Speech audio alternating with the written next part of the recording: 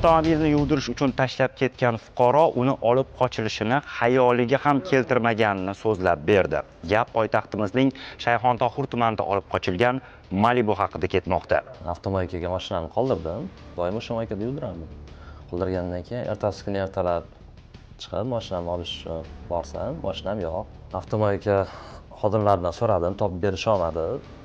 Keyin 112 qildim, xabar berdim. Shayxontohur tumani navbatchilik qismiga kelib tushgan xabarga ko'ra, noma'lum shaxs tomonidan Shayxontohur tumani Olmador mahallasida joylashgan avtomashina yuvish shoxobchasidan Malibu rusumli avtomashina noma'lum shaxs tomonidan o'g'irlab ketilganligi yuzasidan xabar kelib tushdi. Tezkor tergov harakatlari natijasida ushbu avtomashinani olib qochish jinoyatini Ilhom ismli shaxs sodir etganligi aniqlandi. Toshkent shahar Ichki ishlar bosh boshqarmasi xodimlari tomonidan olib qochilgan Malibuni topish va egasiga qaytarishga qaratilgan tezkor tadbirlar olib borildi.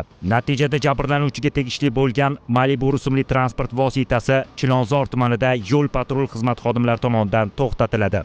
Mashinamni qayoqdaligini aytishdi.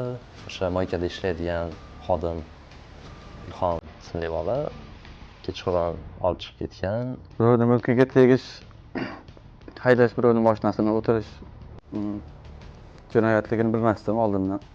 Mana endi tushunib yetdim.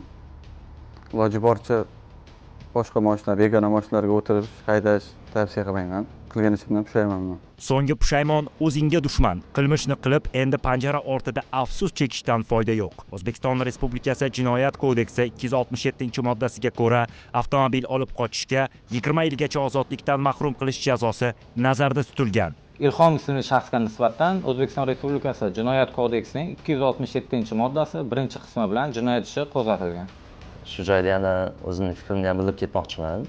O'zimning fikrim xolis. Ko'pchilik reyd tadbirlariga salbiy fikr bildiradi. Qisman o'zim ham shunaqa edim. Mana shu bo'lgan vaziyatdan keyin fikrim o'zgardi, to'g'risini aytsam. Agar shu tadbir bo'lmaganda, balkim mashina qismdagi bo'lib sotib olinardi, balkim topilmasdi. Shu tadbir bo'lgani uchun topilgan. Shu vaziyatda rahmat aytaman ichki ishlar xodimlariga. Hurmatli yurtdoshlar, o'zingiz guvoh bo'ldingiz, transport vositasi kaltini begona shaxslarga topshirish nima oqibatlarga olib kelganini. Yaxshiyamki ichki ishlar organlari xodimlarining tezkorligi sabab avtomobilga zarar yetmadi, egasiga topshirildi. Siz ham aslo transport vositangizni kalitlarini begona shaxslarga topshirmang. Kalitni o't oldirgichda qoldirmang. Ogohlik davr talabi.